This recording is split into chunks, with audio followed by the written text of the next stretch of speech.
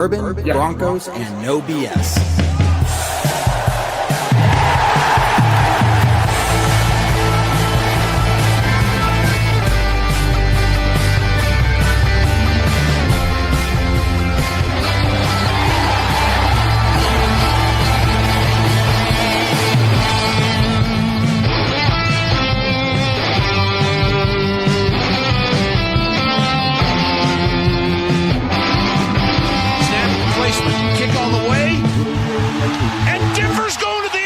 Championship game.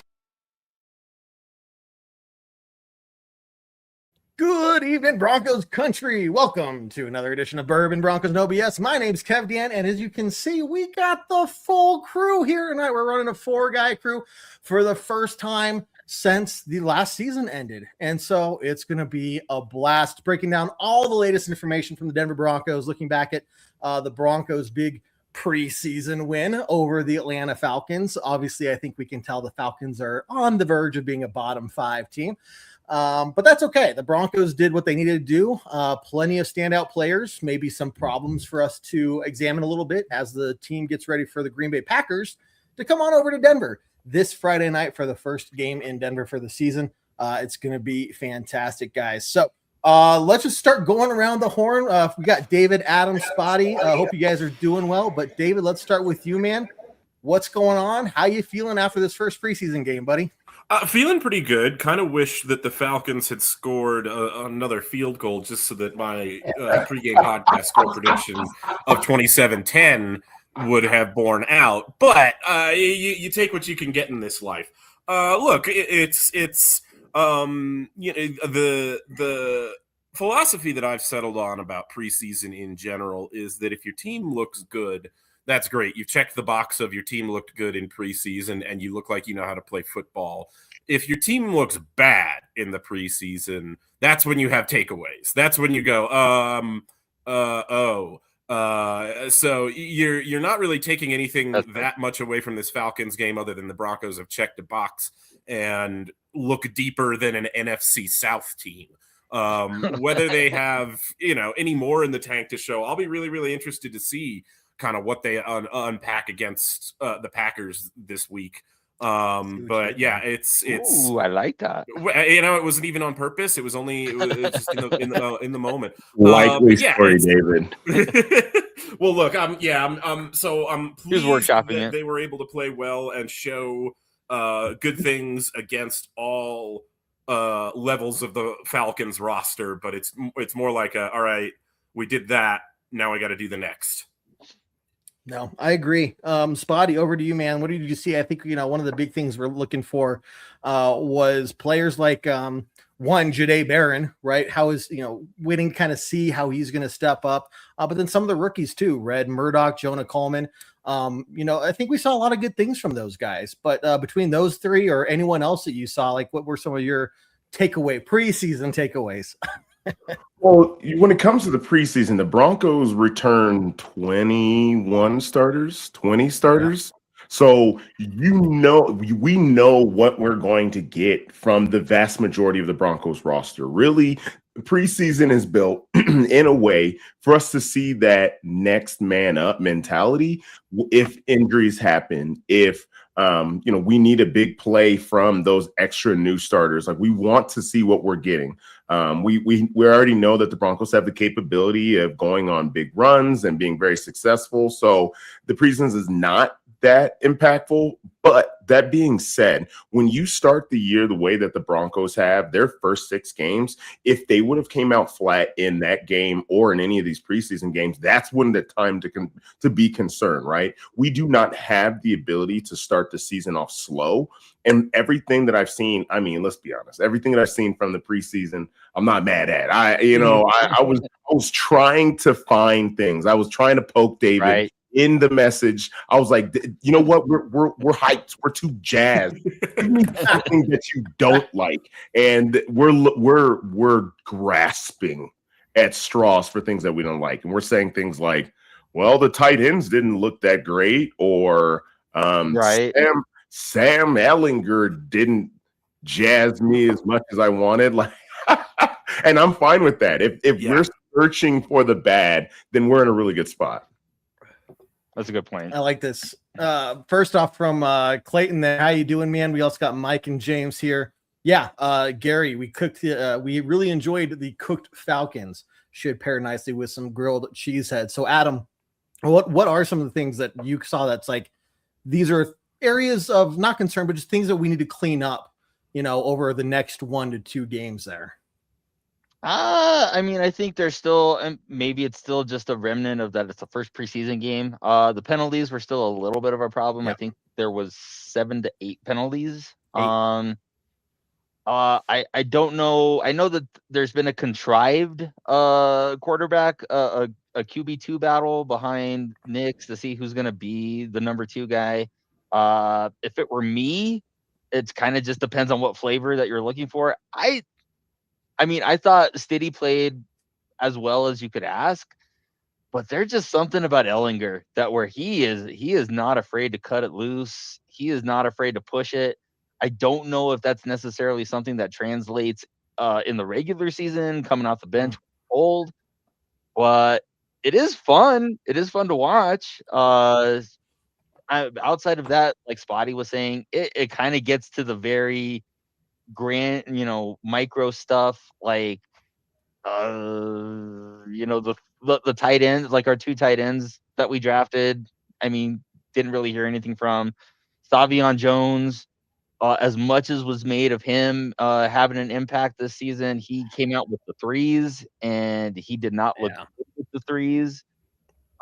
If anything, Tyler Onyedum played a little bit ahead of him. So, and nobody's been really talking about this year's draft pick. But I mean, you really just want what you're really looking for. Were they clean? Were they efficient? Did the first team look good? Did the second team look good? And I think you kind of check all those boxes that, yeah, first team looked good, even without Bo. Second team looked like the defense was a tiny bit more aggressive or more aggressive than they have been even last year.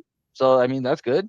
And then both reserve units looked pretty good in reserve. So they didn't get the shutout. Maybe that's a complaint to throw out there. Yeah. I mean, it's good though. Like humility, like you didn't get the shutout because you still have work to do, right? Like if they got a shutout, maybe they get an ego or something. I don't know. I don't know. I don't know. Look, just a lot of good things. And one thing that I wanted to open it up to you guys as well to talk about the Davis Webb play calling, right. Especially the first half when, more of the starters, the 1s and 2s were out there. Dude, I mean, I'm impressed.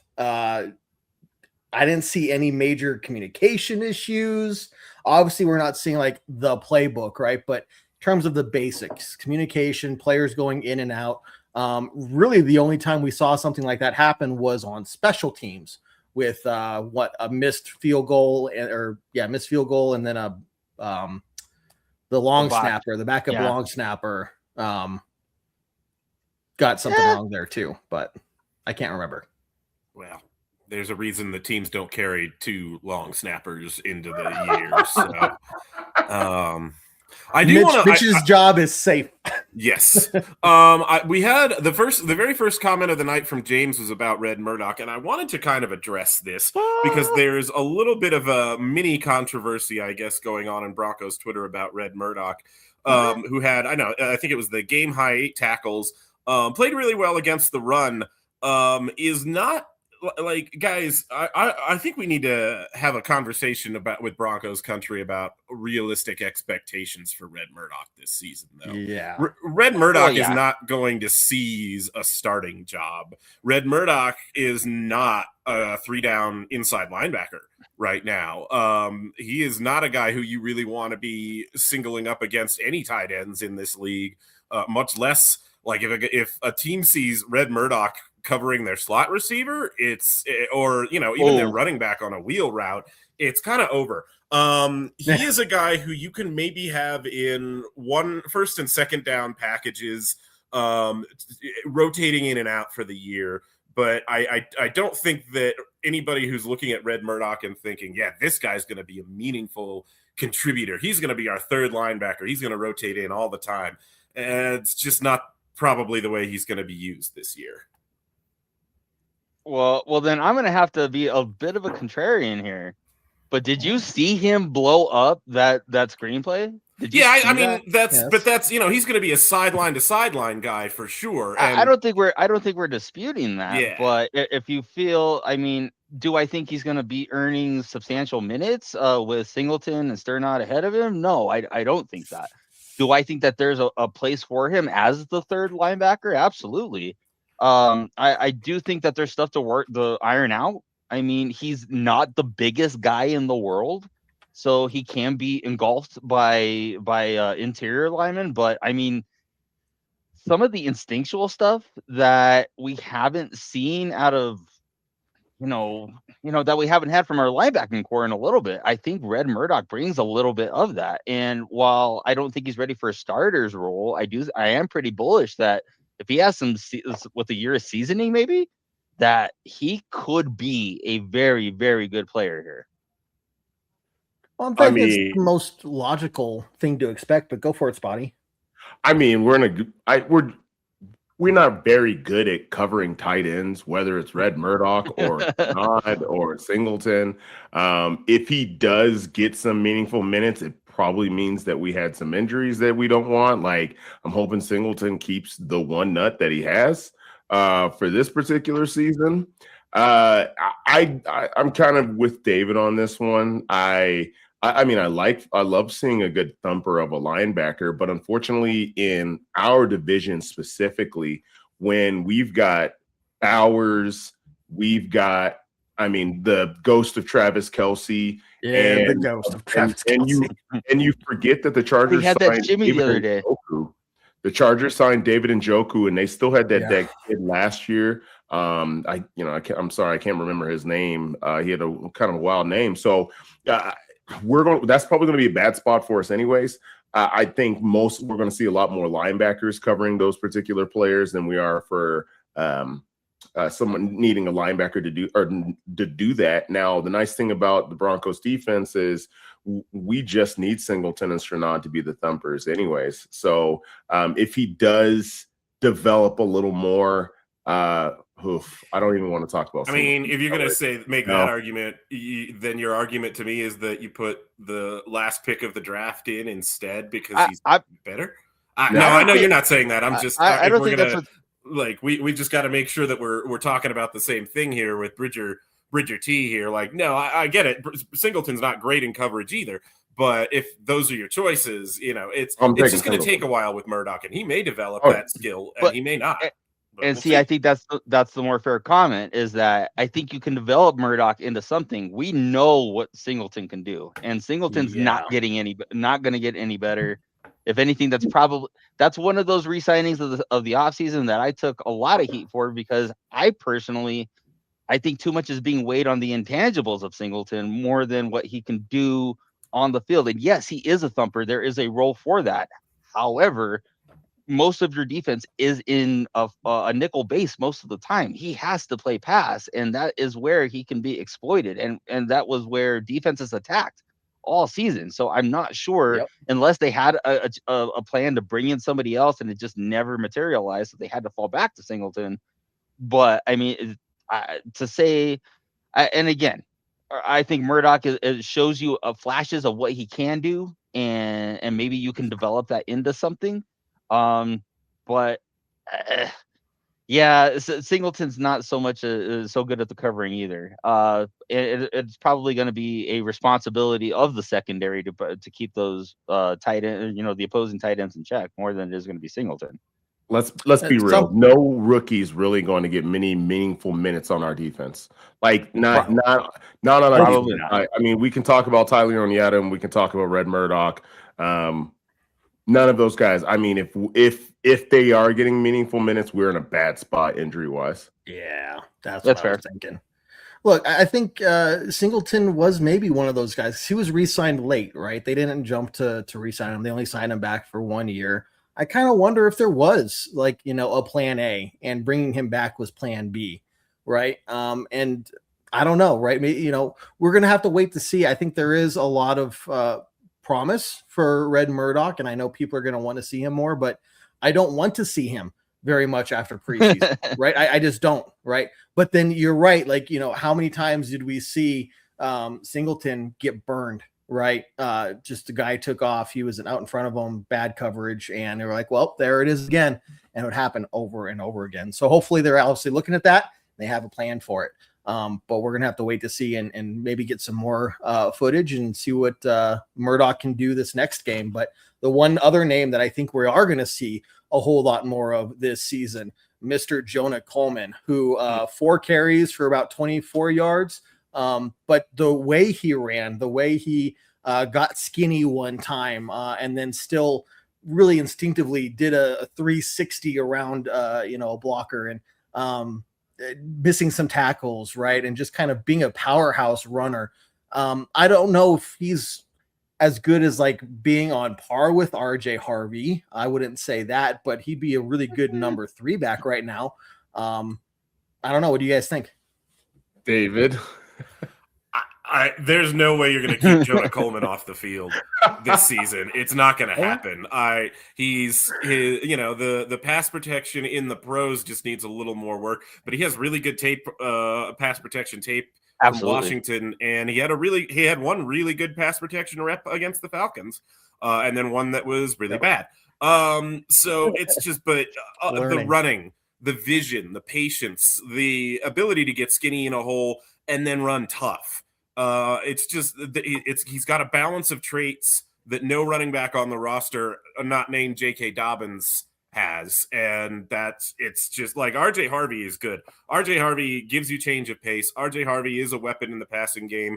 He had 12 touchdowns last year, but it would not surprise me in the least to see that Jonah Coleman is the Broncos' second leading rusher by the end of the season. Okay. Easy. I don't think that's a stretch at all, especially when you consider, I know that he's pinky promised that he's not going to get hurt this year, but if I've said it once, I've said it a million times. There are 3 certainties in life: death, taxes, and J.K. Dobbins gets hurt at some point. After he said that he wasn't going to get hurt, guess what? He goes down with some kind of minor ailment again. So to say that Jonah Coleman, I've said Jonah Hill twice already. To say Jonah Coleman, I think that's easily a thing that can probably happen. That he'll be the second leading rusher on this team, and he's going to see some substantial minutes. Like David was saying, has 3 down potential back, all over him just from his time at Washington. I've heard a lot of comparisons to Maurice Jones-Drew, that he kind of has that same similar style, can offer a little bit out of the backfield. So that's looking like a very, very good pick and a very, very crucial weapon that the Broncos are going to have this year. Can we first start off by giving our love to J.K. Dobbins? Because if J.K. Dobbins were to play 15 games, okay, I don't even care about the whole slate of games. I'm telling you, the Broncos have one of the most dangerous offenses in the league. All right. Yeah. When that man was healthy, he was absolutely dynamic. Okay. So I'd have to first throw my love out to J.K. Dobbins because, what did he still end up rushing for 1,000? Or no, he was just under 1,000 yards. What, he had 900 yards? He had like 7 something. He was like, like third or fourth in the league up until the point he was third or fourth in the league, and I think first in the conference when he went down. And I want to say, where we were at in the season, 1,000 yards would have been easily attainable. So yeah, there's that love. Now, Jonah Coleman, I do agree with David that I think by the end of the year that he's absolutely going to be number 2 on this team in rushing, unless it ends up being Bo, of course. That is always the possibility when it comes to having a rushing quarterback. I really hope that it's not Bo running a lot, but that is a possibility. I'm impressed with what I saw from him. He had one run that actually was called back, so his numbers should have even been. It was a good run too. Better. Yeah, it was a 10-yard run. Yeah. And I'm telling you, he fights at first contact. And when you get later in games and you get later in the season, having someone like that he's not going to make it easy for the first tackler. It gets to a point where that first tackler is not going to want to take the kind of punishment that Jonah is going to want to put out to that. And I'm excited for that because that's when we really need him. Like, we don't tend to need someone like that early in the season. J.K. Dobbins is going to be able to give us that at least for the first bit of the season. But as he gets more comfortable in the offense, as he becomes better in pass protecting, which, you know, again, he's a rookie. No matter what your tape looks like in college, the pros are different. I think it's going to be crucial because of, again, our 6-game slate is kind of brutal, and we really need that, probably that pick me up from someone that is electric as he is at the second half of the year. Yeah, it. Just to kind of throw something in about Coleman, there's always a back at the end of the season that doesn't play in the first half, that plays in the second half, and just absolutely shreds defenses that are a bit tired, a bit banged up. Yeah. Could you imagine a guy like Jonah Coleman, who maybe doesn't play a whole lot in the first half of the season, but has to play a bunch in the second half, facing off against a bunch of tired, beat up defenses with the way that he runs? I can see him having a very big impact in the second half of the season, and just Denver having the ability to just grind out teams. So I think, I mean, it's very easy to see a scenario where Jonah Coleman has a very productive rookie season for Denver this year. Offensive Rookie of the Year, David? I mean, look, you got Denzel Boston looks really good. You got all these receivers who they said weren't going to be anything look really good this preseason. So we'll see. But I mean, it is the kind of, you know, right now, if you're Denver, you're in that position where you're going to get a ton of exposure. And so if you are a player like Jonah Coleman who goes really, really hard at it this year, you are at least going to put your name in that conversation because everybody's going to be watching you. He's going to get those goal line carries, right? Yeah, I think RJ Harvey's 10 to 12 touchdowns are going to get feasted on. We're going to talk about I predicted on Twitter earlier this year that Jonah Coleman will lead the Broncos in rushing touchdowns this season. I like that. I can take that. I think it's absolutely. Put it on a sticky note. Save that. I want to read it at the end of the season. Do it. All right.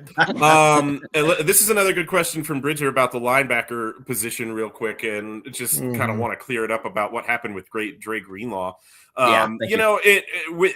Greenlaw has said this. The team has more or less said this. It just wasn't a fit on either side. Schematically, I don't know if they asked Greenlaw to work harder than maybe he was asked to work in San Francisco. I think I heard at least one report that the intensity of practices were a little much for him. So it just by him. Well, either way, I don't want to speculate too much other than to just say it wasn't a fit on either side, and they both decided it was just not going to work. And so they just went their separate ways. Yeah. Which look between the two big free agents we got last year, Greenlaw and Talanoa Hufanga, fine. Okay. Like, Greenlaw didn't work out. No sweat off my back, whatever. We got Hufanga.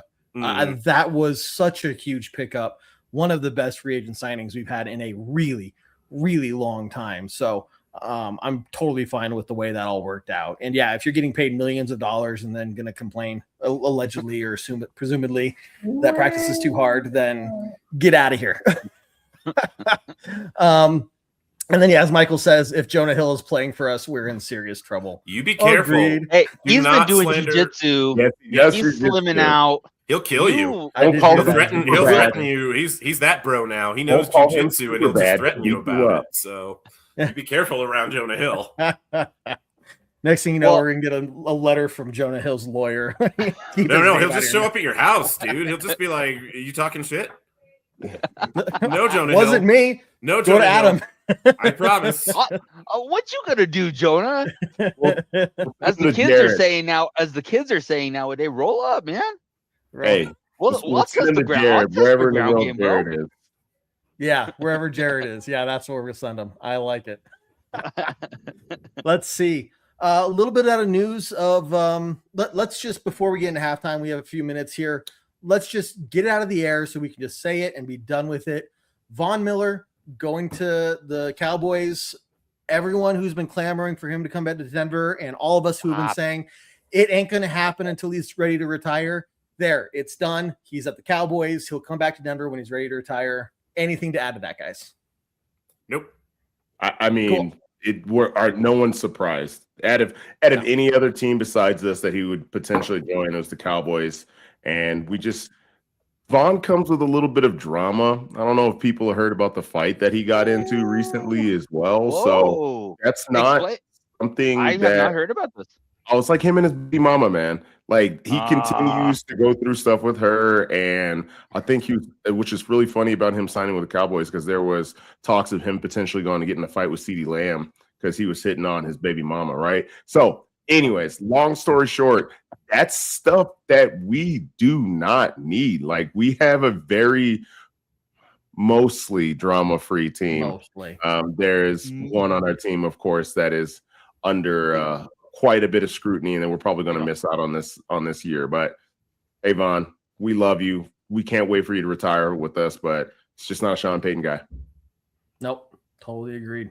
So that's the last time we'll be talking about Von Miller pretty much this year. And best of luck to him. And like you said, can't wait to see him back in orange and blue when he retires. But yeah, let's see. We're going to talk about some things that happened at training camp today, and we're also going to be looking at the upcoming game against Green Bay. But first, couple of things for you guys, just so you know. Every Tuesday night right here, we are live at 7 p.m. Mountain Time for an episode of Bourbon, Broncos, and No BS. We are also live on game days 1 hour before kickoff for the live tailgate talk show, and live at halftime for the halftime hash show as well. These guys are going to be recording the pregame podcast tomorrow, it sounds like. So you can check that out on iTunes, Spotify, Google Play, and Stitcher probably by Thursday this week. So you can get all the latest information, the good X's and O's breakdown to really get you guys ready for what to expect in that week's game. Then this next Monday, we are starting to bring back, for the first time this season anyway, our Monday night post-game podcast show. It is live. It is live at 8 p.m. Mountain Time on all the regular platforms. So we are basically there starting next week with our full content for you guys between the Monday, Tuesday shows, the pregame podcast, the game day shows. All of it's there. Also, make sure you guys go check out broncosandbourbon.com. I don't have it pulled up right now, but that is our website. $1 one time only right now. Plenty of access or information on things, articles, a whole fan zone. It's basically like ESPN for Broncos fans. You can see the schedule, the stats from when the games are over, the whole fan interaction zone, a game day chat in the fan forum section that opens up every single game day. And then once the season starts, we're also going to be doing a weekly pick'em challenge. So you go through, pick whoever you think is going to win every single game. And then there'll be a winner every single week. And then there'll be a season ending winner as well, getting some sweet swag from our shop there. So make sure you go check that out. Broncosandbourbon.com. It costs $1 for one time right now. That's it. That's all you're ever going to pay there. If you wait until week 1, kickoff against the Kansas City Chiefs, price is going to jump up to $5. So go ahead and get on it now. You missed out on the free window. Get on it while it's $1, and you'll never have to worry about it again. Get the free lifetime access to everything on that website and everything we ever roll out on it. Okay, let's get back to it. So today, it sounds like we had a little bit of a scuffle, if you will, a battle of the bows, Bo versus Bo Nito. Anyway, it sounded like it ended well with Bo Nix at the podium afterwards, saying that he loves it. It's part of the, you call it dog days of summer, just the intensity of practice and everything. But I mean, guys, between that or other things you've heard at practice, like what are some of the things that are standing out to you lately? I mean, let's be for real. Bo is someone who's very fiery. We've known that since he started, and that's what we want from him. We want that competitiveness. I mean, I don't think we want him to be a pushover.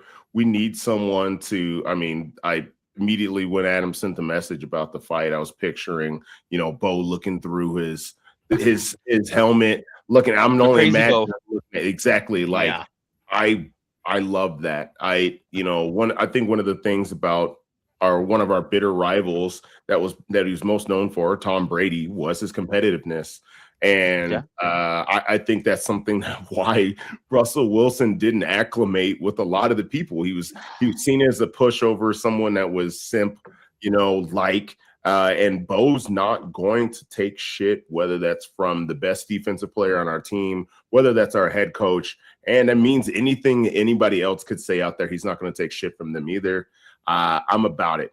I want him to set the fire that is going to, ignite everyone else on this team. Let's carry that energy throughout. Obviously, we don't want to see anybody get hurt, but how many scuffles happen during the preseason? Right.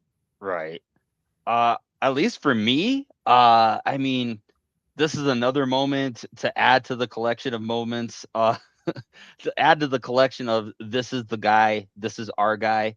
And to kind of picture that there's this huge brawl. I mean, whatever, we don't even know what was really going on, but for an altercation, and for your quarterback to basically go into the pile, start pulling defenders off of his guy when it should be the other way around, really says a lot about his place on the team. And the fact that, that even in practice that the defense is playing with a little bit of an edge and is a little nasty, I don't mind. I don't mind that at all. I mean, if we're going to go back to 2015 when we won that championship, iron sharpens iron, guys. The best way to get ready for opposing defenses is to be playing against a really, really good defense in practice who happens to be a little chippy and not very nice. So, I mean, if anything, I think it's just, and again, it's brothers fight with each other. I mean, if you have an older brother, younger brother. Just like that, Adam totally agreed. Good pause right there. That well said, man. I'm of two minds. Well, I have two thoughts. I'm not really of two minds about this. First is that I wonder if the defense is coming in a little hotter in training camp this year because the offense is making a little bit more of a focus on down the field passing. And that's something that's been kind of reported without being reported because none of these Broncos beat reporters are allowed to say that much about what's going on in training camp day to day. But that is the overall vibe, that they are making a concerted effort to unlock that downfield passing game a little more. And so I'm wondering if the defense is coming in a little spicier as a result. That's thought number one. Thought number two is, look, I get it. Bo Nix, the fire. I love it. I'm all about it. He fears nothing, and I love that about him. Don't grab my man Nick Bonito by the leg and pull him off of a pile. What are we doing? This is August, my friend. If you wrench that guy's knee out of place, and we're looking at a 6-game suspension or more for Jonathan Cooper to start the season, suddenly this pass rush that was incredibly deep is now like, oh man, we're on our 3rd and 4th string guys. Let's just be careful. I love the fire. I love the energy. Let's make sure we're directing it in the right ways and expressing it. Even if you have to express it in a little bit of a spicy way, just don't go yanking on people's legs and pulling them off of piles. It seems fraught. Yeah, well, we also need them not to hit the quarterback. Yeah, no, that's true. Don't hit apparently the quarterback. That was a response to as well as getting a ball chucked at him for Bonito getting a little bit too handsy with Bo, which again, it wasn't one of the offensive linemen who went and tried to stand up for himself. Bo was pretty much like, I got this, and went and handled business himself, which again, already, I mean, that makes me like him just even a little bit more. So, which is hilarious because it's like Bo is not like, he's got this good Christian, he's a very clean personality and all of that. Yeah. So like it's almost hilarious to see this switch when he gets onto this football field. It's definitely the Dr. Jekyll and the Hyde kind of situation. And you know what? That's awesome because you know what? He's going to go home. He's just going to chill with his family. He's never going to get in trouble. But if when he's getting in trouble is the football field, I'm kind of okay with it.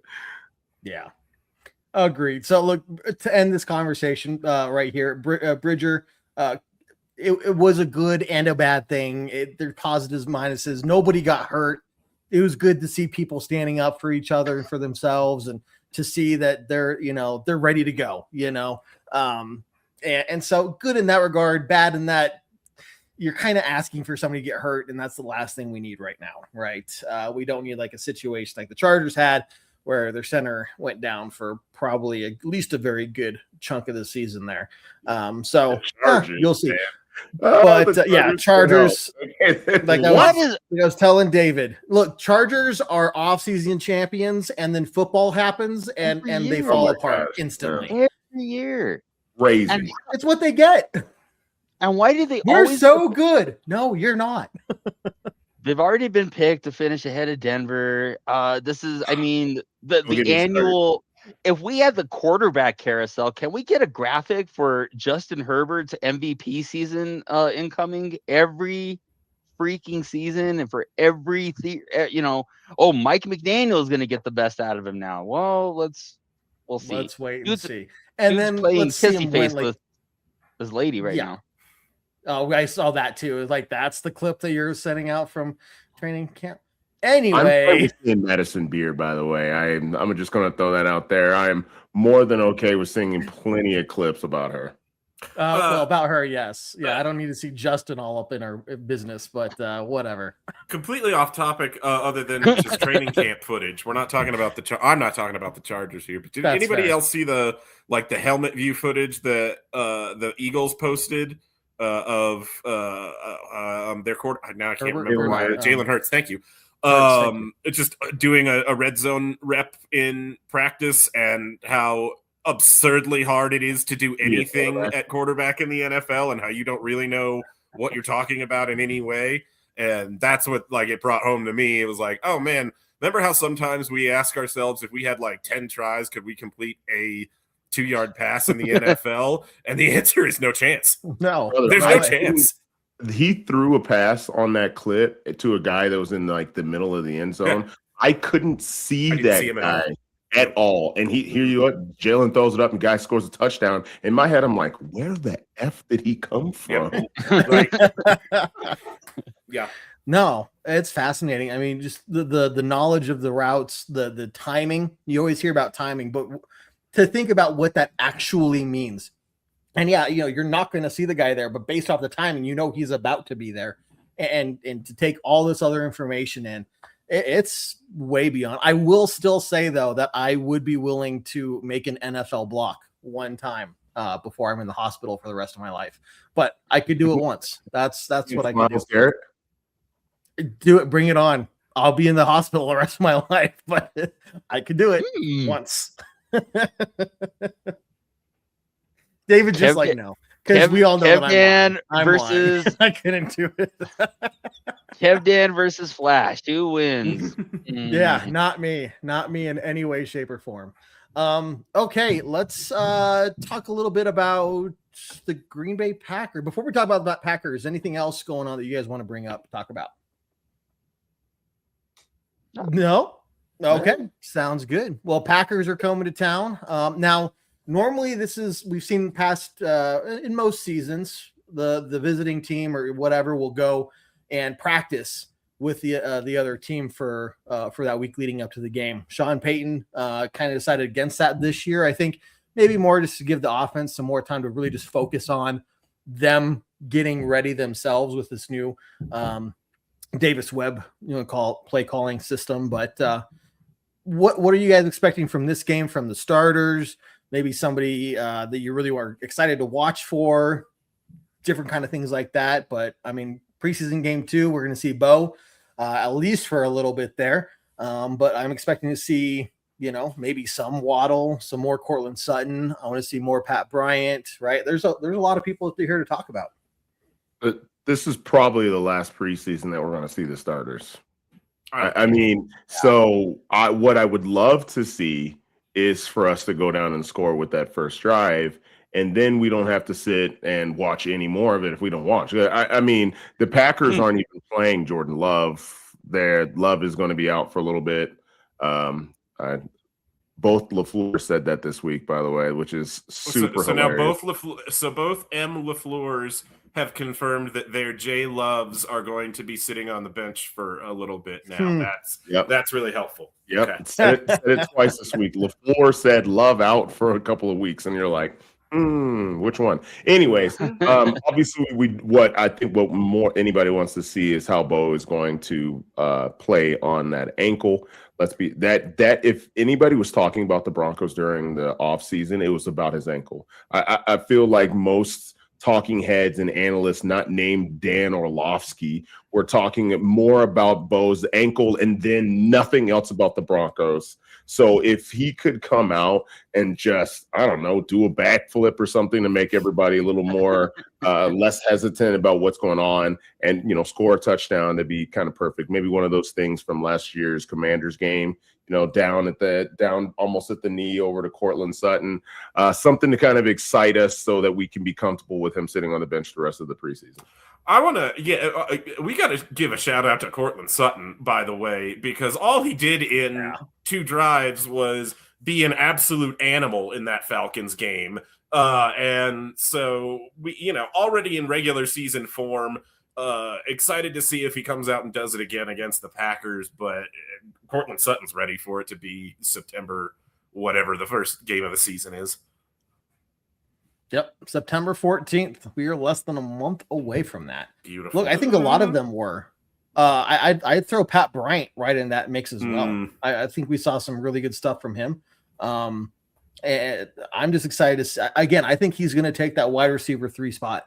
What they're going to do with Franklin and Marvin Mims, how that workload's going to be split, I'm not sure. It could be one of those things if they want to keep Marvin Mims safe for his return duties on special teams, so he may not see much time with the offense, and maybe it's more Troy Franklin then. I don't know, right? This is going to be something that we look for. But Pat Bryant over last year and then this year so far, I think has done everything he's needed to do to show that he's not just he's someone that's continued to improve and has been incredibly reliable for this offense.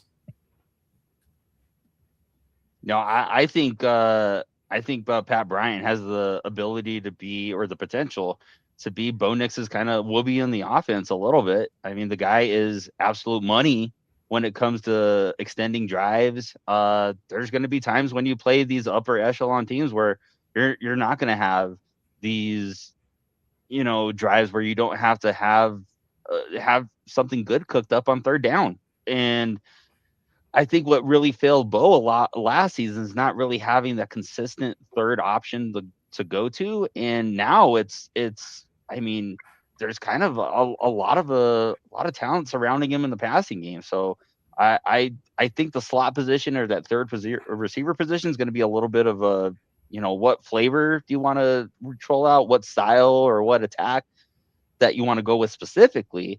But I really feel like with that kind of knack for getting open on those third down, chances, I think is really going to solidify Bryant's role in the offense. How about consistent second option? I feel like Troy Franklin started the first 6 or 7 games as a consistent, and then we just didn't have it after that. What I want to see from Pat Bryant is him to be healthy. I don't think there's a single person that's, part of our podcast that doesn't believe that Pat Bryant is someone who should be getting the ball. I mean, he probably had one of the better catches over the shoulder last season, and when we did see him on the field, it was wonderful. But, we got let down by Troy and Pat in a moment where we're throwing bombs, little Jordan Humphrey to stay in games, right? So more than anything, we need to see that. And it does sound like Troy Franklin had a really good day-to-day. And I think there's still that connection with Bo, especially from their past. I don't think Troy is just going to all of a sudden go away. And we probably just actually have a problem, and that problem is that we have too many guys that we want to get on the field, that we want to get the ball. I mean, that's the thing. If Troy Franklin or Marvin Mims is your wide receiver 4, then you're in good shape overall as a roster. But it's one of these good problems to have, where it's like, all right, well, who's running these 3 receiver packages and these 4 receiver packages? How do we stretch the field this way? How do we do it that way? It's another interesting test for a guy like Davis Webb going into his first play calling year, and having to say, we've got all of these different receivers. Some of them have overlapping skill sets, and some of them do really different things. How do we make them all fit? How do we make them all work in tandem in this offense so that it is the best version of this offense when any permutation of them is on the field? It's a really interesting challenge. Yeah. Jalen Waddle's the thing that we're most excited for, right? Yes. Yes. I'm really fascinated to see if burying he the lead plays. here. Like, is he going to play against the Packers? He might not, right? And if he doesn't, he's not going to play in this preseason. Yeah, I don't know if he Mm. needs to or if it's worth it. I'm just trying to imagine, even if he doesn't play in his preseason, I'm imagining the Kansas City Chiefs with no Trent McDuffie. They've got a rookie that's going to be starting as their one, who's got to decide if he wants to cover Waddle or Cortland Sutton. And they already lost their two to the Rams. So that means that they're trying to figure, I'm stoked. Whether it's now or if it's in a little less than a month, I'm excited to see how we use him. Yeah. Agreed. I'm so stoked. I've been practicing the waddle, so I'm ready to bust it out when the touchdowns start coming our way. Couple questions here just to kind of wrap up. Michael doesn't see any change in the quarterback hierarchy. I don't either. I think it is going to be what it is, unless you guys see differently. I think just Sean Payton's confident in Stidham, and I don't think he's really shown anything this preseason so far to show that he's not worthy of that. You know, we can go back to last year, but that was last year. This is a new season. I think they're going to ride with the guy Stidham there at the number 2 spot. I mean, if free agency told us anything, what the organization really values is continuity and familiar faces. So I think Ellinger would have really had to have lit the world on fire to even be considered for the backup job. And the fact that he threw kind of a bad pass that ended up not being an interception because he landed out of bounds, maybe taking a little bit too many chances when he's back there. The backup guy's got to be steady. He's got to be able to come in a moment's notice. He's got to be able to come in cold. And just Diddy has more of a track record with doing that. And I don't know why you'd upset the apple cart unless he's hurt or something like that. Yeah, totally agreed. Sean, because you weren't here earlier, I do want to kind of do the call out again. Mitch Fabroni, obviously his job is very secure. And as far as I'm concerned, the best player on the Broncos, deserving of a Hall of Fame spot. Well, best in that, like, he's the most consistent. Nobody has been as consistent as Mitch Fabroni. So we're just gonna give our little tip of the cap to him. Anyway, look, I don't want to spill too much of the beans for the pregame podcast. Obviously, you guys got a lot to talk about there, and we want everyone to go listen to the pregame podcast. We posted on Thursday. Again, iTunes, Spotify, Google Play, Stitcher, SoundCloud, wherever you listen to your podcasts, we are there. You go check that out. Make sure you're giving us a like, follow, subscribe, all that fun stuff. Spotty is going to finish moving and get his fancy hat out here soon for the next time he's on. We'll see him back. So I know there's a comment about that earlier. And yeah, it's going to be fun stuff, guys. Broncos versus Green Bay Friday night, 7 p.m. kickoff. We're live at 6 p.m. Mountain Time for the Tailgate Talk Show. And then I guess last big announcement before we do our closing thoughts, guys, the first game of the season, Broncos versus Chiefs. Because it's an away game, we're going to continue our tradition that we started last year, full game coverage a month. And so the first game of the year, it's an away game. It's against the Chiefs. It's on prime time. So we're going to start 1 hour live for the Tailgate Talk, and we're going to stay live during the entirety of the game, talking with you guys, breaking down all the things we're seeing, giving our instant reactions, letting our emotions live on our, just show on our sleeves and just let it all out and not really be too analytical, just an emotional fan. Glad to see Broncos football back, right? So make sure you join us live as we're streaming. We can't stream the actual game, but we will be talking about it in real time and giving our reactions. So hope to see you guys there on September 14th for that. But let's go around the horn here. And Adam, we'll start with you this time, man. Closing thoughts, dude. Over to you. Broncos versus Packers on Friday. I mean, presumably this is going to be the first time that we see Bo this offseason or this season going in. And like Spotty was saying, I think that's all anybody's talked about is the ankle okay? Is the ankle okay? Especially when there was a little bit of a delay in him even getting on the field for camp. So I really feel like, and I want to say I heard somewhere that they're going to trot him out for the third game as well. Here's what I'm saying.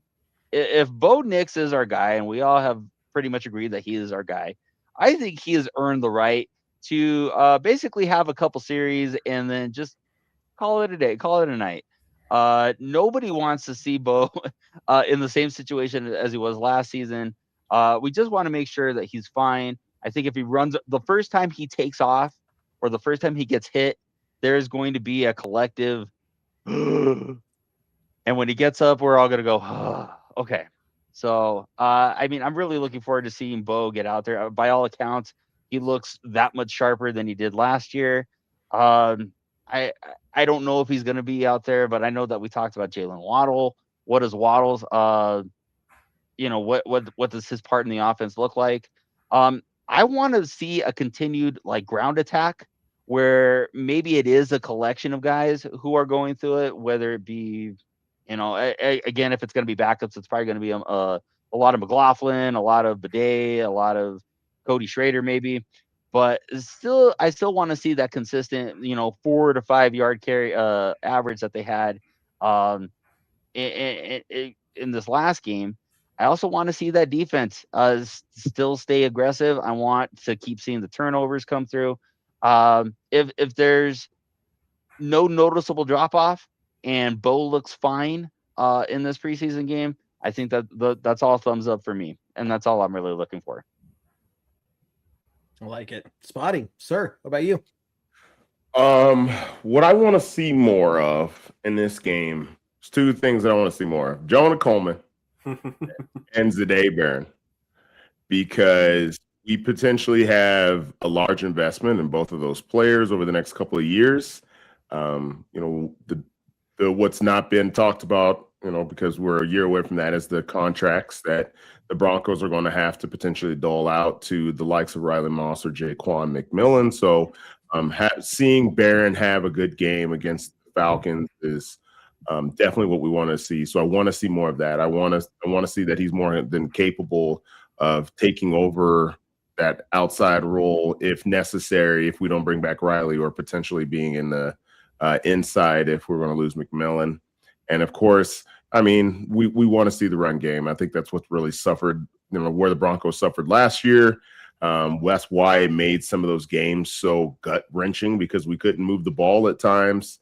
And then we were trying to throw the ball, which, that wasn't exactly our style of play. So it was a lot of comebacks. I don't foresee the Broncos having a whole lot of comebacks this year. It's really hard to go, 15 games where we were behind and we won all of those. Obviously, I want to see a lot more of those games where we're winning by 1 and 2 scores. So let's keep pounding the rock. Let's see how that goes. And then, of course, defense, just do what you're supposed to do. Like it. Do what you're supposed to do. That's a good quote for the night. I'm just going to write that one down. David, what do you think, man? For me, it's another. I'm excited to see if the starting offense with Bo Nix, if the operation looks as smooth, with Davis Webb calling the plays, with the personnel subbing in, subbing out, if they're going to do that at all. It's just it's they passed the test last week. Can we see them do it again this week with the real starting quarterback in there, even if it's just for a couple of series? That's what I'm going to be mostly focused on. And then it's a question of what kind of tight end usage do we see after that?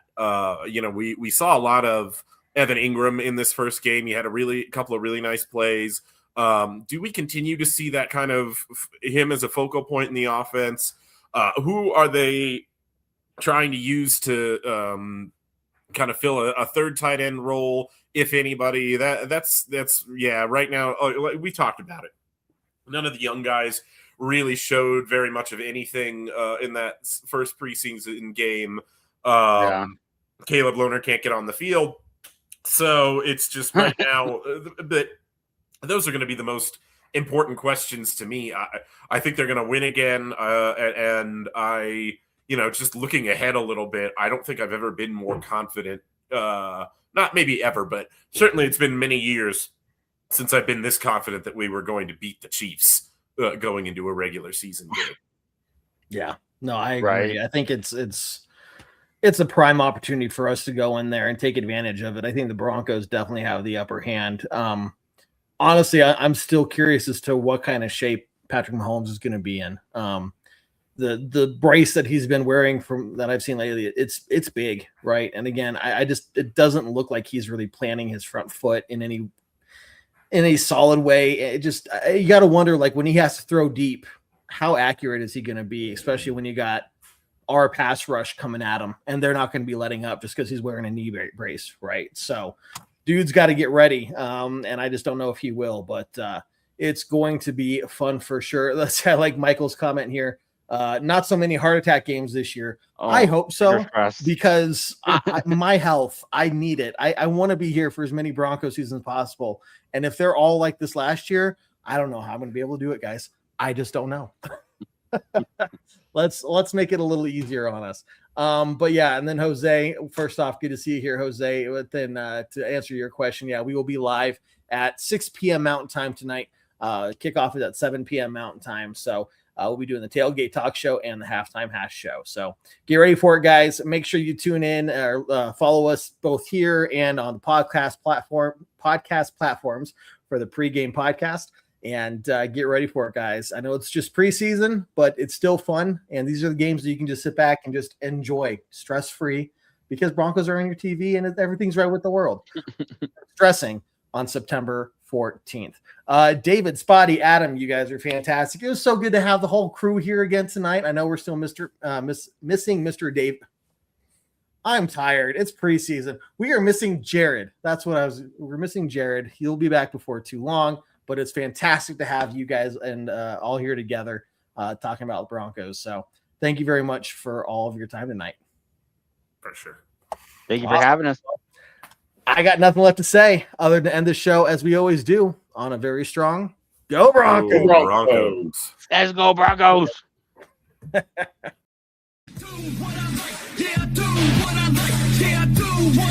Sipping goose, sip is right, and I go with the flow.